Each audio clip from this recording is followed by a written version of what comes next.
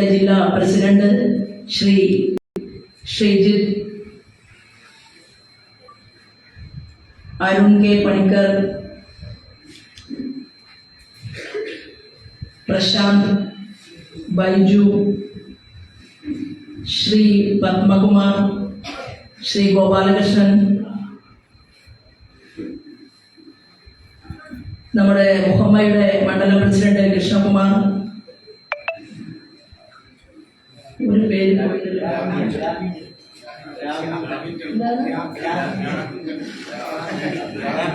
ശ്രീ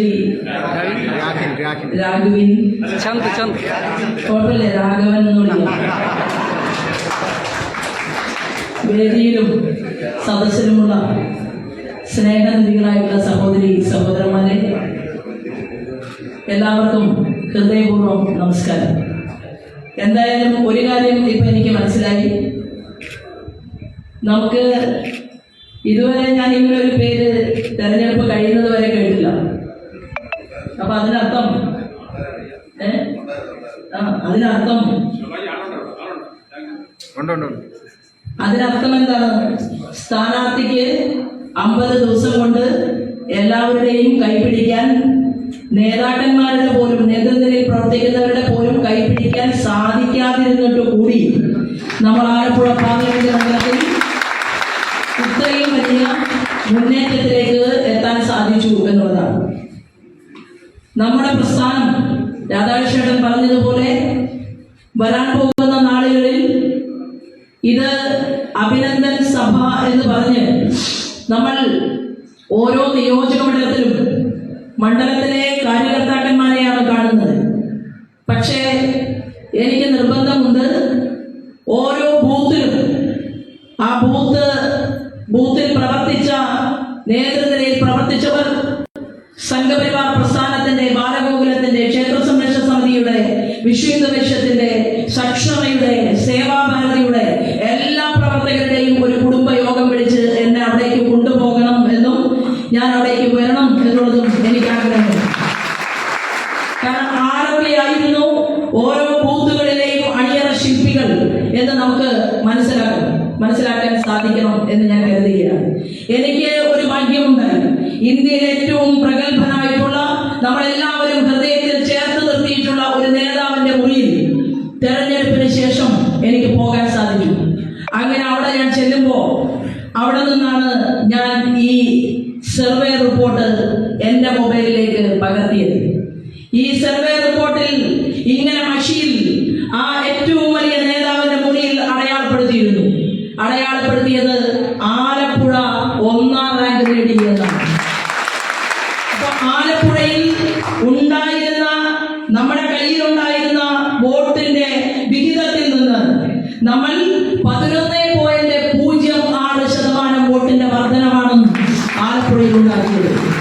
അപ്പോ ആ വലിയ ലീഡർ, വലിയ കമ്പ്യൂട്ടറിൽ അദ്ദേഹത്തിന്റെ കൂടെ വന്ന സെക്രട്ടറി കേരളത്തിന്റെ മുന്നേറ്റത്തെ കുറിച്ച് സംസാരിച്ചു കൊണ്ടിരിക്കുമ്പോ എനിക്ക് അദ്ദേഹത്തെ അറിയില്ല, എനിക്ക് എന്റെ ലീഡറെ മാത്രമേ അറിയൂ.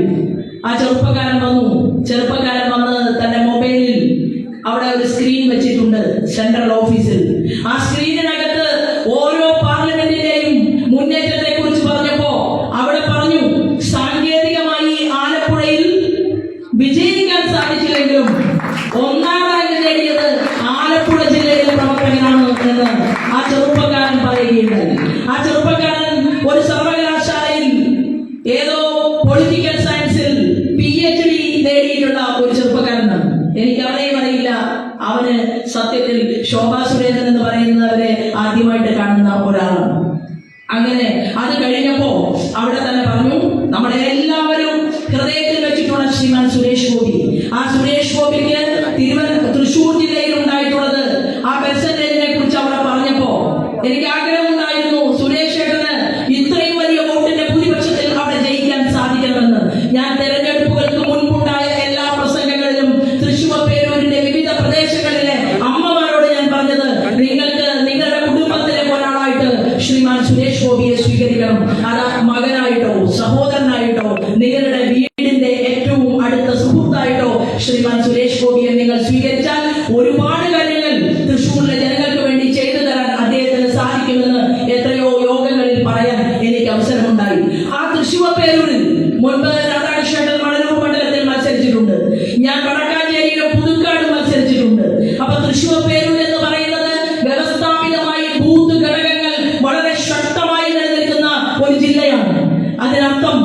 ശക്തമായിട്ടുള്ള ബൂത്ത് പ്രവർത്തനം നിലനിർത്താൻ ആലപ്പുഴയ്ക്ക് വരാൻ പോകുന്ന നാളുകളിൽ ഇന്നു മുതൽ തുടങ്ങിയാൽ നിയമസഭയിലെ ഏറ്റവും കൂടുതൽ ആളുകളെ എത്തിക്കാൻ ആലപ്പുഴ പാർലമെന്റ് മണ്ഡലത്തിൽ നിന്നും ആലപ്പുഴ ജില്ലയിൽ നിന്നും സാധിക്കണം എന്നുള്ളതായിരിക്കട്ടെ ഇന്നത്തെ നിങ്ങളുടെ ഓരോരുത്തരുടെയും ചിന്ത എന്നാണ് ഞാൻ പറയാൻ ആഗ്രഹിക്കുന്നത്. നോക്കൂ, നമുക്ക് ഒട്ടേറെ മുന്നോട്ട് പോകാനുണ്ട്. നമുക്ക് വാർഡുകളിൽ ജനപ്രതിനിധികൾ വേണം. നേരത്തെ വിശദമായിട്ടുള്ള ഒരു പ്രഭാഷണമാണ് രാധാകൃഷ്ണൻ നടത്തിയത്. നമുക്ക് പാവപ്പെട്ടവരുടെ 40,000-വും 50,000-വും പരാതികൾ ഈ കഴിഞ്ഞ ഇന്നലെ പോലും ഏതാണ്ട് 26ഓളം വരുന്ന പരാതികളാണ്, സാധാരണക്കാരുടെ പരാതികൾ എനിക്ക് കിട്ടിയിട്ടുള്ളത്. ഇന്ന് ഞാൻ വരുന്നത് ചേർത്തലയിലെ മിൽമയിൽ നടക്കുന്ന ഒരു സമര പരിപാടിയിൽ പങ്കെടുത്തുകൊണ്ടാണ്. അവിടുത്തെ ചെറുപ്പക്കാരിൽ മാർക്സിസ്റ്റ് പാർട്ടിക്കാരുണ്ട്, കോൺഗ്രസ് ഉണ്ട്, BJP-കാരുണ്ട്, എല്ലാ പാർട്ടിയിലും പെട്ട ആളുകളുണ്ട്. പക്ഷേ അവർ ചോദിക്കുന്ന ഒരു ചോദ്യമുണ്ട്. എന്നോട് ചോദിക്കുകയാണ്, 6,500 രൂപ കിട്ടിയാൽ എങ്ങനെയാണ് ശോഭാജി ഒരു വീട് കഴിയുക എന്ന് ചോദിച്ച ആ ചെറുപ്പക്കാരന്റെ ചോദ്യത്തിന് മുന്നിൽ വേദനയോടുകൂടിയാണ് ഞാൻ നിന്നത്. കാരണം ആ ദൗത്യം ഏറ്റെടുക്കേണ്ടത് അവിടുത്തെ MLA, ഈ ആലപ്പുഴ പാർലമെന്റ് മണ്ഡലത്തിലെ MP. ഞാൻ ആദ്യമേ പറഞ്ഞിരുന്നു, മിസ്റ്റർ വേണുഗോപാലിനെ ഇനി കാണണമെങ്കിൽ ആലപ്പുഴക്കാർക്ക് ഒരു പക്ഷേ ആവശ്യ സമയത്ത് ഡൽഹിയിലേക്ക് വണ്ടി വിളിച്ച് ഫ്ലൈറ്റ് കയറി പോകേണ്ടി വരുമെന്ന് സൂചിപ്പിച്ചിരുന്നു. പക്ഷേ ആലപ്പുഴ പാർലമെന്റ് മണ്ഡലത്തിൽ സംഭവിച്ചത് എന്താണെന്ന് അറിയുമോ? ഒരു ത്രികോണ മത്സരം ഉണ്ടായി.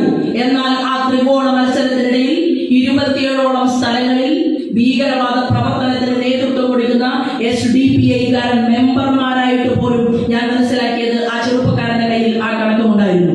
ഏതാണ്ട് 27 മെമ്പർമാർ ഈ ആലപ്പുഴ പാർലമെന്റ് മണ്ഡലത്തിനകത്ത് SDPI-ക്ക് ഉണ്ട് എന്നുള്ള ഒരു റിപ്പോർട്ട് എനിക്ക് അവിടെ നിന്ന് കാണാൻ സാധിച്ചു. ശരിയാണോ എന്ന് നമ്മൾ ഇതിനകത്ത് പരിശോധിക്കേണ്ടിയിരിക്കുന്നു. കാരണം 50 ദിവസത്തിനുള്ളിൽ എനിക്ക് ആ മേഖലകളെ കുറിച്ചൊന്നും കൂടുതൽ പഠിക്കാൻ സാധിച്ചിട്ടില്ല. അവിടെ പറഞ്ഞ കണക്ക് 27 SDPI-കാരന്റെ കയ്യിൽ 2000 വോട്ട് ഉണ്ടായിരുന്നു. 27 × 2 54,000 വോട്ടും ആ SDPI-യുടെ ഭീകരവാദികൾ കൊടുത്തത് ആരിഫിന്റെ പെട്ടിയിലേക്കല്ല, അത് KC വേണുഗോപാലിന്റെ പെട്ടിയിലേക്കാണ്. 54,000 വോട്ടുകളും ആ KC വേണുഗോപാലിന് പോയപ്പോ അവർ മാറിയും മറിഞ്ഞും രണ്ട് മുന്നണികൾക്ക് വോട്ട് ചെയ്യുന്ന ആളുകളാണ്. നമ്മൾ മനസ്സിലാക്കേണ്ടത്, ഭാരതീയ ജനതാ പാർട്ടിയുടെ BJP-യുടെ ഒരു സ്ഥാനാർത്ഥി താമര ചിഹ്നത്തിൽ വിജയിക്കാതിരിക്കാൻ വേണ്ടി, ത്രികോണ മത്സരം സംഭവിക്കാതിരിക്കാൻ വേണ്ടി ഇടതുപക്ഷത്തിന്റെ സ്ഥാനാർത്ഥിയുടെ വലിയ ആളുകൾ ഉൾപ്പെടെ അറിഞ്ഞുകൊണ്ട് നടത്തിയിട്ടുള്ള ഒരു വലിയ ഗൂഢശ്രമത്തിന്റെ ഭാഗമായിട്ടാണ് ശ്രീമാൻ KC വേണുഗോപാലിന് ഇവിടെ നിന്ന് വിജയിച്ചു പോകാൻ സാധിച്ചത്. വിജയം എപ്പോഴും വിജയമാണ്. അതുകൊണ്ടാണല്ലോ ആരാധനായിട്ടുള്ള അടൽ ബിഹാരി വാജ്പേയിക്ക് മുൻപ് ഈ രാജ്യത്ത് പതിറ്റാണ്ടുകളോളം ഈ നാട്ടിൽ അധർമ്മത്തിന്റെ പക്ഷത്തു നിന്ന കോൺഗ്രസിന്റെ നേതൃത്വത്തിലുള്ള ഭരണകൂടം ഉണ്ടായത്. അതുകൊണ്ടാണ് ഇന്ത്യയുടെ പ്രധാനമന്ത്രിയായിട്ട് ആരാധനായ അടൽ ബിഹാരി വാജ്പേയി അധികാരത്തിൽ വന്നപ്പോ പാവപ്പെട്ട കുട്ടികളെ പഠിപ്പിക്കണമെന്ന് ആഗ്രഹിച്ച്, സാധാരണക്കാരുടെ കുടിവെള്ളവും പാർപ്പിടവും കൊടുക്കണമെന്ന് ആഗ്രഹിച്ച്, തെരുവിൽ അന്തി ഉറങ്ങുന്നവന്റെ വീട്ടിലേക്ക് ധാന്യം സൗജന്യമായിട്ട് എത്തിക്കണമെന്ന് ആഗ്രഹിച്ച് അന്നയോജന പദ്ധതി കൊണ്ടുവന്ന് നമ്മുടെ ആദർശത്തിന്റെ നിറദീപമായിട്ടുള്ള ശ്യാമപ്രസാദ് മുഖർജി പറഞ്ഞതുപോലെ ഏകാത്മ മാനവ ദർശനം എന്നുള്ള വാക്കിനെ പോയതിനെ മുന്നിൽ നിർത്തിക്കൊണ്ട് ഈ രാജ്യത്ത് സുന്ദരമായ ഭരണത്തിന് നേതൃത്വം നൽകിയ അടൽ ബിഹാരി വാജ്പേയിയെ വീണ്ടും രാജ്യത്തിന്റെ പ്രധാനമന്ത്രി ആക്കാതിരിക്കാൻ വേണ്ടി എല്ലാവരും ഒരുമിച്ച് ചേർന്നു. 10 വർഷക്കാലം UPA ഗവൺമെന്റിന്റെ ആളുകൾ വീണ്ടും പ്രധാനമന്ത്രിയായി. ഒന്നാം UPA ഗവൺമെന്റിന്റെ തലവനായിട്ടുള്ള മിസ്റ്റർ മൻമോഹൻ സിംഗിനെ പിന്തുണച്ചവരാണ് ഈ കേരളത്തിൽ നിന്ന് ജയിച്ചുപോയ മാർക്സിസ്റ്റ് പാർട്ടിയുടെ മുഴുവൻ MP-മാരും. ആരും പറഞ്ഞിട്ടില്ല. അതിനർത്ഥം എന്താണ്? കോൺഗ്രസും മാർക്സിസ്റ്റ് പാർട്ടിയും പ്രത്യയശാസ്ത്രപരമായി വ്യത്യസ്തതയുണ്ട് എന്നവർ പറഞ്ഞാലും ഭാരതീയ ജനതാ പാർട്ടി വിജയിക്കാൻ താമര ചിഹ്നത്തിൽ തയ്യാറെടുപ്പ് നടത്തുമ്പോ, നമ്മൾ മുന്നോട്ട് വരുമ്പോ, നമ്മളെ നിയമസഭയ്ക്കകത്തും പാർലമെന്റിനകത്തും കടത്താതിരിക്കാനുള്ള തന്ത്രപരമായ കെമിസ്ട്രിയാണ്, രസതന്ത്രമാണ് അവർ കേരളത്തിന്റെ മണ്ണിൽ രൂപപ്പെടുത്തുന്നത്. നോക്കൂ, കഴിഞ്ഞ അസംബ്ലി തെരഞ്ഞെടുപ്പിൽ ഞാനും എന്റെ സഹപ്രവർത്തകരും 2ാം സ്ഥാനത്ത് വന്നു, 7 പേർ. വീണ്ടും അതിനു മുൻപ് 8 വർഷം, വീണ്ടും 5 വർഷം പിറകിലേക്ക് പോയാൽ ഞാനും എന്റെ സഹപ്രവർത്തകരും അന്നും 7 പേർ 2ാം സ്ഥാനത്ത് വന്നു. നമ്മൾ ആ 7 പേർ അന്ന് വിജയിക്കാതിരിക്കാൻ വേണ്ടി കോൺഗ്രസും മാർക്സിസ്റ്റ് പാർട്ടിയുടെയും നേതാക്കന്മാർ കൈകോർത്ത് പിടിച്ചു. അവർ പരാജയപ്പെടുത്താൻ പരിശ്രമിച്ചു നമ്മളെ. കാരണം എന്താണ്? കേരള നിയമസഭയ്ക്കകത്ത് നാട്ടല്ലുള്ളവർ കയറി ചെന്നാൽ ഈ പിണറായി വിജയൻ എന്ന് പറയുന്ന നാടുകെട്ട മുഖ്യമന്ത്രിക്കെതിരെ ആ നിയമസഭയ്ക്കകത്ത് ശബ്ദമുയർത്തിക്കൊണ്ട് അദ്ദേഹത്തെ കൊണ്ട് കാര്യങ്ങൾ ചെയ്യിപ്പിക്കാൻ പ്രാപ്തിയുള്ള BJP-യുടെ നേതാക്കൾ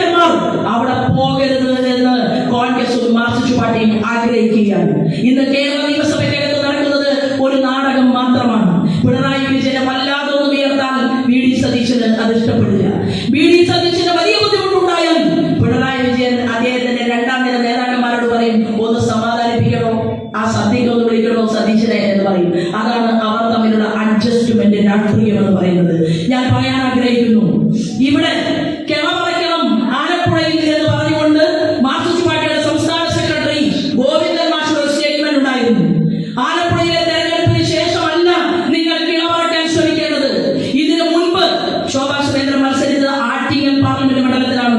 ഞാൻ എന്റെ പ്രസ്ഥാനത്തിലേക്ക് പകർന്നു തന്ന പാഠം ഉപയോഗിച്ചുകൊണ്ട് ഏറ്റവും കുറഞ്ഞ വോട്ടുള്ള 90,000 വോട്ടുള്ള സി ക്ലാസ് മണ്ഡലത്തിലേക്ക് ആറ്റിങ്ങൽ പാർലമെന്റ് മണ്ഡലത്തിലേക്ക് കടന്നു പോയപ്പോ 90,000 വോട്ടിലെ 2.48 വോട്ടാക്കി ഉയർത്താൻ എനിക്കും എന്റെ പ്രസ്ഥാനത്തിനും ആറ്റിങ്ങൽ പാർലമെന്റ് മണ്ഡലത്തിൽ സാധിച്ചിട്ടുണ്ടെങ്കിൽ അന്ന് എന്താ മാഷേ കളവറയ്ക്കാൻ തീരുമാനമെടുക്കാനിരുന്നത്? അന്ന് കളവായിരുന്നുവോ ആറ്റിങ്ങൽ പാർലമെന്റ് മണ്ഡലം? 2014 ഞാൻ പാലക്കാട് പോകുമ്പോ അവിടെ പ്രസ്ഥാനത്തിന്റെ കയ്യിലുണ്ടായിരുന്ന 60,000 വോട്ടിന് 1.38 കിട്ടിയപ്പോ അന്ന് കളവറയ്ക്കാൻ തീരുമാനമെടുത്തില്ലല്ലോ. ആലപ്പുഴയിൽ കളവറയ്ക്കണമെന്ന് ഗോവിന്ദൻ ആഗ്രഹമുണ്ടെങ്കിൽ ശോഭാ സുരേന്ദ്രനും എന്റെ ഈ സഹപ്രവർത്തകരും ഞങ്ങൾക്ക് കാര്യത്തിന്റെ പ്രൊട്ടക്ഷൻ കൊടുക്കാൻ തൽക്കാലം ഞങ്ങൾക്കുണ്ട് എന്ന് പറയാൻ ഈ അവസരത്തെ ഞാൻ ഉപയോഗപ്പെടുത്തുകയാണ്. ഞങ്ങളെ തൊട്ടിട്ട് ഞങ്ങളെ സഹായിച്ച വ്യക്തികൾ വെറും വ്യക്തികളാണ്. വോട്ട് രേഖപ്പെടുത്തിയവർ, സാധാരണക്കാർ, പാവപ്പെട്ടവർ, പാർശ്വവൽക്കരിക്കപ്പെട്ടവർ, ഇവിടുത്തെ ആണവ വിസ്ഫോടനത്തിന് സാധ്യതയുള്ള കരിമണ വീടുകളിലേക്കും ഞാൻ വരും. അവിടെ തീർച്ചയായിട്ടും ആ ജനപ്രതിനിധികൾ കുഞ്ഞു കുഞ്ഞ് പൊൻതാമരയുമായി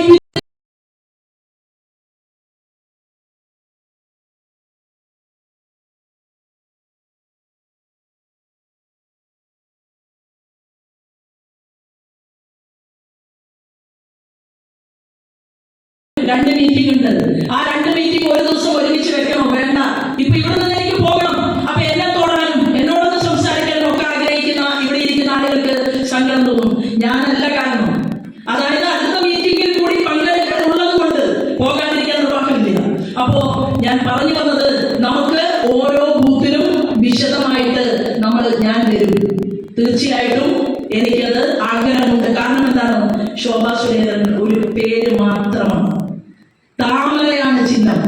ആ താമര ചിഹ്നത്തിൽ മത്സരിച്ചത് കൊണ്ടാണ്, നമ്മുടെ പാർട്ടി NDAയിൽ മത്സരിക്കുന്നത് കൊണ്ടാണ് ഓരോ പ്രവർത്തകരും നിങ്ങളുടെ കുഞ്ഞുങ്ങളെ പോലും വേണ്ട രീതിയിൽ നിങ്ങൾക്ക് ശ്രദ്ധിക്കാൻ 50 ദിവസക്കാലം സാധിച്ചില്ല. നിങ്ങൾ വീട്ടിലേക്ക് ഭാര്യ ആവശ്യപ്പെടുന്ന വീട്ടു സാധനങ്ങൾ വാങ്ങിക്കൊടുക്കാൻ നിങ്ങൾക്ക് സാധിച്ചില്ല. നിങ്ങളുടെ വീടിനെയും നിങ്ങളുടെ കുടുംബത്തെയും മാറ്റി വെച്ചുകൊണ്ട് ഒന്നാം സ്ഥാനം ഭാരതീയ ജനതാ പാർട്ടിക്ക് നൽകിയ ഇടങ്ങളിൽ നമുക്ക് നല്ല മുന്നേറ്റം ഉണ്ടായിട്ടുണ്ടെങ്കിൽ ആ മുന്നേറ്റത്തിന്റെ ശില്പികളാണ് ഇവിടെ ഇരിക്കുന്ന ഓരോരുത്തരും.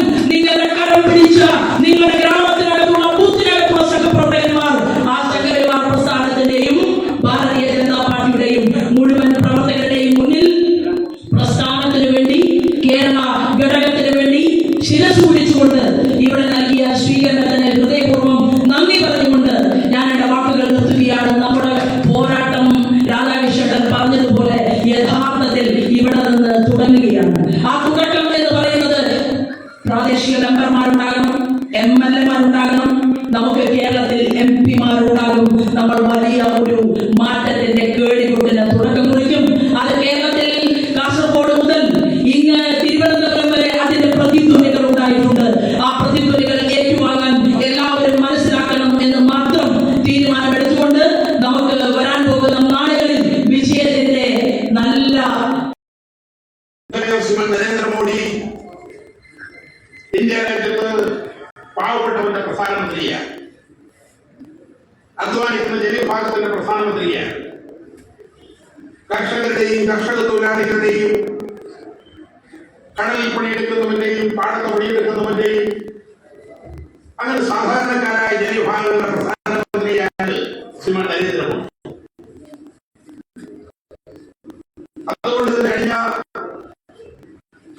10 വർഷമായി തുടർച്ചയായി ശ്രീമാൻ നരേന്ദ്രമോദി നടത്തിക്കൊണ്ടിരിക്കുന്ന എല്ലാ ക്ഷേമമായ പദ്ധതികളും പാവപ്പെട്ടവരെ സാധാരണക്കാരുടെ ജീവിത നിലവാരം ഉയർത്താൻ കഠിനാധ്വാനം ചെയ്തിട്ടുള്ള ഒരു പ്രധാനമന്ത്രി. നമുക്കറിയാം, ലോക ചരിത്രത്തിൽ ആദ്യമായി കൊറോണയുടെ കാലയളവിന് ശേഷം ഏതാണ്ട് 4 വർഷം തുടർച്ചയായി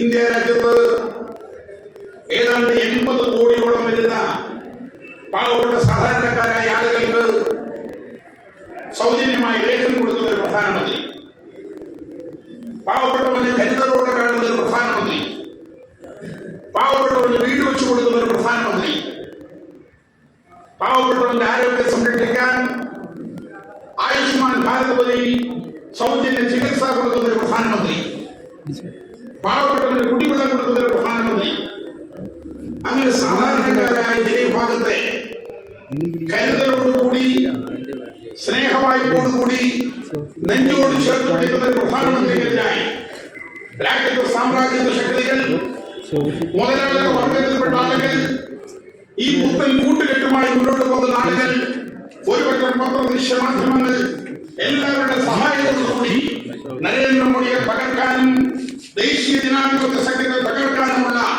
വ്യാപകമായ ശ്രമത്തെയാണ് ഇന്ത്യ രാജ്യത്തെ ജനാധിപത്യ വിശ്വാസികൾ, ഇന്ത്യയിലെ പാവപ്പെട്ട ആളുകൾ നരേന്ദ്രമോദിക്ക് അനുകൂലമായി തീരുമാനമെടുത്ത് ഈ തെരഞ്ഞെടുപ്പിൽ ഒന്നുകൂടി ശ്രീമാൻ നരേന്ദ്രമോദിയെ 3ാമതും ഇന്ത്യ രാജ്യത്തിന്റെ പ്രധാനമന്ത്രിയായി ഔദ്യോഗികമായി ചുമതലയേറ്റിട്ടുള്ളത്.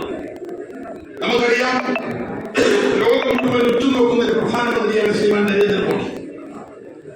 ലോക രാജ്യങ്ങൾ മുഴുവൻ വളരെ ശ്രദ്ധയോടുകൂടി നരേന്ദ്രമോദിയുടെ നീക്കങ്ങൾ നോക്കിക്കാണുകയാണ്. ഇന്ത്യ രാജ്യം വികസിക്കുകയാണ്. ഇന്ത്യ രാജ്യത്തിന്റെ സാമ്പത്തികമായ ഭദ്രത ലോകം മുഴുവൻ വളരെ ആശ്ചര്യത്തോടുകൂടി നോക്കിക്കാണുന്ന ഒരു കാലയളവാണ്. നമുക്കറിയാം, സാമ്പത്തിക രംഗത്ത് വളർച്ചാ നിരക്ക് ഏറ്റവും പിന്നോക്ക രാജ്യമാണ് ഇന്ത്യ.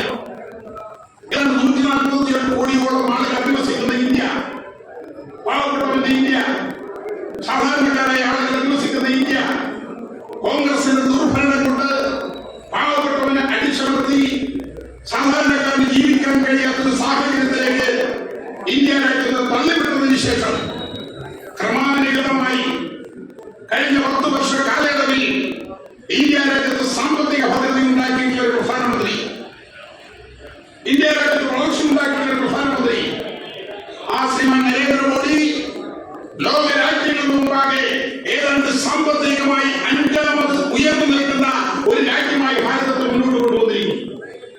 സ്വാഭാവികമായും ലോകത്തും എല്ലാ സ്ഥലങ്ങളിലുമുള്ള സാമ്രാജ്യത്വ ശക്തികൾ നമുക്കെതിരാണ്. അവരുടെ പ്രതീക്ഷയ്ക്കപ്പുറത്ത് ഇന്ത്യ രാജ്യം വളരുകയാണ്. നാം ആഗ്രഹിക്കുന്നത്, നാം പ്രതീക്ഷിക്കുന്നത്, നാം മുന്നോട്ട് പോകുന്നത് പരിമിതമായ കാലയളവിനുള്ളിൽ ഇന്ത്യ മഹാരാജ്യം ലോകത്തിലെ 3ാമത്തെ സാമ്പത്തിക ശക്തിയായി വളരാൻ വേണ്ടി പോവുകയാണ്. ആ ഇന്ത്യ രാജ്യത്തിന്റെ അത്ഭുതകരമായ വളർച്ച, പടിപടിയായ വളർച്ച, അടിക്കടിയോടുകൂടിയ വളർച്ച, ദൂരവ്യാപകമായ കാഴ്ചപ്പാടോടുകൂടിയ വളർച്ച, അത് ലോകത്തിന് മുമ്പിൽ ഇന്ത്യയെ ഏറ്റവും നെറുകയിലേക്ക് എത്തിക്കുകയാണ്. സ്വാഭാവികമായും നമുക്കെതിരായ നിലപാടുകൾ സ്വീകരിക്കുന്ന ആളുകൾ, നമുക്കെതിരായി പ്രചരണം നടത്തുന്ന ആളുകൾ, ഇന്ത്യയുടെ അത്ഭുതകരമായ വളർച്ചയിൽ എന്ത് ചെയ്യണമെന്നറിയാതെ പകർന്നു നിൽക്കുന്ന ആളുകളാണ്. നമുക്കറിയാം, രാജ്യമെമ്പാടും ഏതാണ്ട് 6 വരിയും 8 വരിയുമുള്ള ദേശീയപാതകൾ നൽകുകയാണ്. അതിമനോഹരമായ ദേശീയപാതകൾ കേരളം ഉൾപ്പെടെയുള്ള സംസ്ഥാനങ്ങളിൽ അത്ഭുതകരമായ വികസനമാണ് നമ്മുടെ സംസ്ഥാനത്ത് നടക്കുന്നത്. ശ്രീമാൻ നരേന്ദ്രമോദിയുടെ നേതൃത്വത്തിൽ, ശ്രീമാൻ നിതിൻ ഗഡ്കരിയുടെ നേതൃത്വത്തിൽ കേരളത്തിൽ ദേശീയപാത NH-66 വളരെ ദ്രുതഗതിയിൽ വേഗതയിൽ മുന്നോട്ട് പോവുകയാണ്.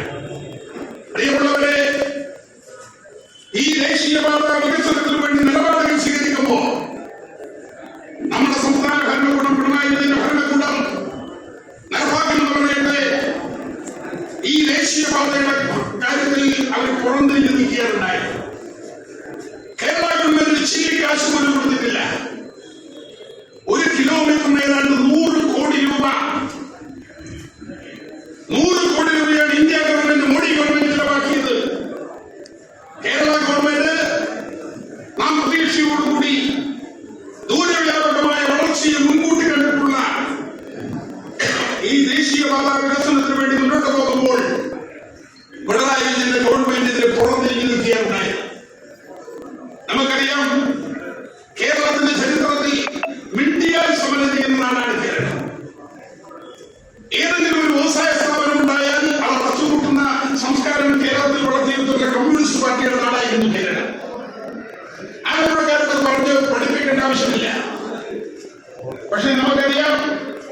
ഈ ദേശീയപാത വികസനം നടക്കുമ്പോൾ കേരളത്തിൽ ഒരു ഗ്രാമങ്ങളിൽ പോലും ദേശീയപാതക്കെതിരായി സമരം ഉണ്ടായില്ല. എന്താ കാരണം? ശ്രീമാൻ നരേന്ദ്രമോദിയുടെ വികസനം എന്ന് പറഞ്ഞാൽ പാവപ്പെട്ടവനെ കണ്ണീര് വീഴ്ത്താത്ത വികസനമാണ്. ദേശീയപാതയുടെ സ്ഥലമെടുപ്പ് നടന്നു. പിണറായി വിജയന്റെ ഗവൺമെന്റ് ചില്ലിക്കാശ് പോലും കൊടുക്കാതെ പബ്ലിക്കായി ദേശീയപാതയെ അംഗീകരിക്കുകയും പരോക്ഷമായി ദേശീയപാതയെ അട്ടിമറിക്കുവാനുള്ള നിലപാടുകളുമായി മുന്നോട്ട് പോകുമ്പോ ഈ ദേശീയപാത വികസനത്തിന് വേണ്ടി സ്ഥലമെടുപ്പ് നടക്കുമ്പോ എന്റെ കേരളത്തിൽ സമരം നടക്കാൻ ചെറിയ ഗ്രാമങ്ങളിൽ പോലും അവിടെയുള്ള സ്ഥലവിലയുടെ 3 ഇരട്ടിയാണ് ശ്രീമാൻ നരേന്ദ്രമോദി കൊടുത്തത്. 3 ഇരട്ടി തുക. ഒരു പഴയ 100 രൂപ വീടുണ്ടെങ്കിൽ ആ വീടിന് നിലവിലുള്ള വില കണക്കാക്കി ഏതാണ്ട് 2400 സ്ക്വയർ ഫീറ്റിന് കണക്കാക്കി അതിന്റെ ഡബിൾ 4800 സ്ക്വയർ ഫീറ്റ്. ഞാനൊക്കെ താമസിക്കുന്ന പ്രദേശങ്ങളിൽ പാവപ്പെട്ട ഒരുപാട് ആളുകൾ കുടിയൊഴിപ്പിക്കപ്പെട്ടു. പ്രിയമുള്ളവരെ, ആ കുടിയൊഴിപ്പിക്കപ്പെട്ട ആളുകൾ ആരും കണ്ണീര് വിട്ടുപോയിട്ടില്ല. അവരുടെ അക്കൗണ്ടിൽ കോടിക്കണക്കിന് രൂപയാണ്. സൈക്കിളിൽ നടന്നവൻ ഇത് കാറിൽ നടക്കുന്നു. കുടുംബത്തിൽ ഒരു പ്രശ്നമില്ല. കുടുംബം ഭാഗം വെച്ച് ആണന്മാരും പെങ്ങന്മാരൊക്കെ വീതം വെച്ച് നല്ല കൊച്ചു കൊച്ചു വീടിനെ പണിത് സുന്ദരമായി ജീവിക്കാനുള്ള സാഹചര്യം ഉണ്ടാകുന്നു. കേരളത്തിൽ ഒരു സ്ഥലത്ത് സമരമില്ല. ശ്രീമാൻ നരേന്ദ്രമോദി നടപ്പാക്കിയിട്ടുള്ള രാജ്യത്തെമ്പാടുമുള്ള ദേശീയപാത വികസനത്തിൽ ഏറ്റവും നിർണായകമായി സന്തോഷകരമായി കേരളത്തിന്റെ വികസനം കടന്നുപോവുകയാണ്. എല്ലാ മേഖലയിലും അത്ഭുതകരമായ പരിവർത്തനമാണ്. പ്രിയമുള്ളവരെ, എന്തുകൊണ്ട് കേരളം താഴേക്ക് പോകുന്നു? പരിശോധിക്കപ്പെടേണ്ടതായിട്ടുണ്ട്. നമുക്കറിയാം, ഇന്ത്യ ഗവൺമെന്റിനെതിരായി ശ്രീമാൻ നരേന്ദ്രമോദിക്കെതിരായി കള്ളപ്രചരണം നടത്തുന്ന കുറെ മാധ്യമങ്ങൾ കേരളത്തിലുണ്ട്. ശ്രീമാൻ നരേന്ദ്രമോദി ഇന്ത്യ രാജ്യത്തിന്റെ പ്രധാനമന്ത്രിയായി ചുമതലയേറ്റെടുക്കുമ്പോ കേരളത്തിൽ ഏറ്റവും കൂടുതൽ പ്രചാരമുള്ള 2 മലയാള ദിനപത്രങ്ങളിൽ വലിയ വാർത്തയാണ്. അതിൽ ശ്രീമാൻ രാഹുൽ ഗാന്ധിയുടെ ഉജ്ജ്വലമായ പ്രസംഗമെന്നാണ്. ഞാൻ ചോദിക്കട്ടെ, എന്ത് പ്രസംഗമാണ് രാഹുൽ ഗാന്ധി ഇന്ത്യയുടെ പാർലമെന്റിൽ നടത്തിയത്? ശ്രീമാൻ രാഹുൽ ഗാന്ധി ഇന്ത്യ രാജ്യത്തിന്റെ പ്രധാനമന്ത്രിക്കെതിരായി പാകിസ്ഥാന്റെ ഭാഷയിൽ സംസാരിക്കുക, വർഗീയമായ ഭാഷയിൽ സംസാരിക്കുക, ഭരണഘടനയ്ക്കെതിരായി സംസാരിക്കുക, പാവപ്പെട്ട ജനങ്ങളെ വെല്ലുവിളിക്കുന്ന ഭാഷയിലാണ് സംസാരിക്കുന്നത്. ഒരു 99 സീറ്റാണ് ഇന്ത്യയുടെ പാർലമെന്റിലൂടെ. ഒരു 99 സീറ്റ്, അതിൽ 18 കേരളത്തിൽ നിന്നാണ്. അങ്ങനെയാണ് 99 സീറ്റ് മാത്രമുള്ള ഇന്ത്യൻ നാഷണൽ കോൺഗ്രസ് കെ.സി. വേണുഗോപാലിന്റെ പാർട്ടി കേരളത്തിലെ സഹായത്തോടുകൂടി നടത്തുന്ന കുപ്രചരണങ്ങളും കള്ളപ്രചരണങ്ങളുമായി ഒക്കെ മുന്നോട്ട് പോകുമ്പോ കേരളത്തിന്റെ പൊതുസമൂഹത്തിന് മുമ്പാകെ ഒരുപാട് ചോദ്യങ്ങൾ ഉയരുകയില്ല. കേരളത്തിൽ ഈ ഭരണവർഗ മുന്നണികൾക്കെതിരായി, ഈ 2 ഭരണവർഗ മുന്നണികൾക്കെതിരായി ഒരു ജനകീയ ബദൽ രൂപപ്പെടുകയാണ്. ആ ജനകീയ ബദൽ കേരളത്തിലെ അധ്വാന വർഗത്തിന്റെ, പാവപ്പെട്ട ജനവിഭാഗത്തിന്റെ ഒരു ബദലാണ്. നമുക്കറിയാം, ഇന്നലെ വരെ കേരളത്തിലെ ഏറ്റവും പ്രധാനപ്പെട്ട തൊഴിലാളി വർഗ പാർട്ടി കമ്മ്യൂണിസ്റ്റ് പാർട്ടിയായി, സാധാരണക്കാരന്റെ പാർട്ടി കമ്മ്യൂണിസ്റ്റ് പാർട്ടിയായി, തെരുവ് തൊഴിലാളികളുടെ പാർട്ടി, കർഷക തൊഴിലാളികളുടെ പാർട്ടി, മീൻ പിടിക്കുന്നവരുടെ പാർട്ടി, കയർ വലിക്കുന്നവരുടെ പാർട്ടി, കശുവിന്റെ തൊഴിലാളികളുടെ പാർട്ടി, അതിന്റെ പാവപ്പെട്ടവരുടെ പാർട്ടി കമ്മ്യൂണിസ്റ്റ് പാർട്ടി. ഈ തെരഞ്ഞെടുപ്പ് വിശകലനം ചെയ്യുമ്പോ ഈ തെരഞ്ഞെടുപ്പിൽ കമ്മ്യൂണിസ്റ്റ് പാർട്ടിയെ മുച്ചൂടും നശിപ്പിക്കുന്ന, മുച്ചൂടും തകർക്കുന്ന ഒരു പുതിയ രാഷ്ട്രീയ ബദലായി ദേശീയ ജനാധിപത്യ സഖ്യം NDA മാറിയിട്ടുള്ള ഒരു തെരഞ്ഞെടുപ്പ് ഫലമാണ് കൊടുക്കുന്നത്. നിങ്ങൾ പരിശോധിച്ച് നോക്കും. കേരളത്തിൽ അങ്ങോളം ഇങ്ങോളം ഞാൻ പരിശോധിക്കുമ്പോ, ഞാൻ കണ്ണൂർ ജില്ലയിൽ തലശ്ശേരിയിൽ സംഘപ്രചാരകനായിരുന്ന ആളാണ്. എന്റെ ചെറുപ്പകാലത്ത് 1981 കാലഘട്ടം. ആ സമയത്ത് കമ്മ്യൂണിസ്റ്റ് പാർട്ടിയുടെ ഈജിതമായ പാറപ്പുറമൊക്കെ കാണാൻ വേണ്ടി പോയി. ദൂരെ നിന്ന് കാണേണ്ടതായ പ്രദേശങ്ങൾ, ദൂരെ നിന്ന് മനസ്സിലാക്കേണ്ടതായ പ്രദേശങ്ങൾ, കമ്മ്യൂണിസ്റ്റ് പാർട്ടിയുടെ ഇരുമ്പറയ്ക്കും ഉള്ളിൽ നിലനിൽക്കുന്ന പ്രദേശങ്ങൾ,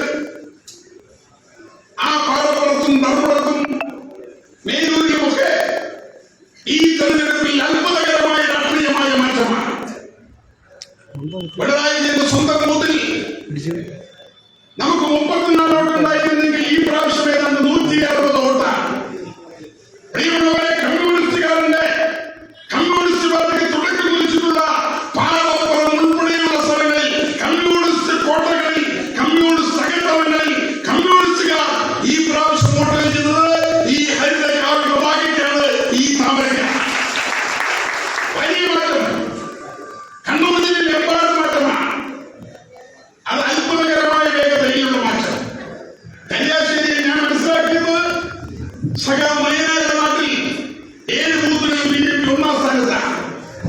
MP രാഘവന്റെ പാപ്പശ്ശേരിയിൽ പ്രധാനപ്പെട്ട എല്ലാ കേന്ദ്രങ്ങളിലും ഭാരതീയ ജനതാ പാർട്ടിക്ക് നിർണായകമായ വോട്ടാണ്. കണ്ണൂർ ജില്ലയിലെ കമ്മ്യൂണിസ്റ്റ് കേന്ദ്രങ്ങൾ മുഴുവൻ മാറുകയാണ്. എന്താണ് കാരണം? ജനങ്ങളെ പറ്റിക്കുന്ന ഒരു പാർട്ടി, പാവപ്പെട്ടവരുടെ പോക്കറ്റിൽ കൈയിട്ട് വരുന്ന ഒരു പാർട്ടി.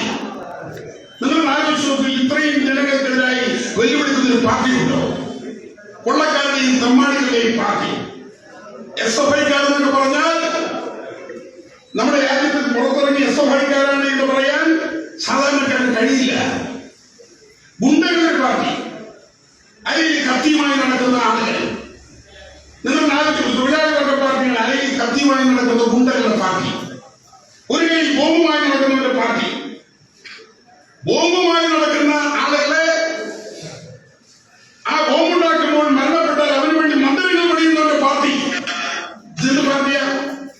കൊലയാളികളുടെ തെമ്മാടികളുടെ പിടിച്ചു വരക്കാരുടെ പാർട്ടി, വീട്ടിൽ കയറ്റാൻ കൊള്ളാത്തവന്റെ പാർട്ടി, കള്ളനുണ്ടടിക്കാരന്റെ പാർട്ടി, കഞ്ചാവ് ചുടക്കാരന്റെ പാർട്ടി. ഈ തൊഴിലാളി വർഗ പാർട്ടി ജനവിരുദ്ധ പാർട്ടിയായി മാറി. ജനങ്ങൾക്കെതിരായി വെല്ലുവിളി നിർത്തുന്നവന്റെ പാർട്ടി. പിണറായി വിജയൻ പറഞ്ഞാൽ ഈ രാജ്യത്തെ ഏറ്റവും വലിയ ഗുണ്ടാത്തലവനാണ്. ജനങ്ങളോട് വെല്ലുവിളിക്കുന്നവന്റെ പെരുമാറ്റം എന്തൊരു രാക്ഷമാണ്.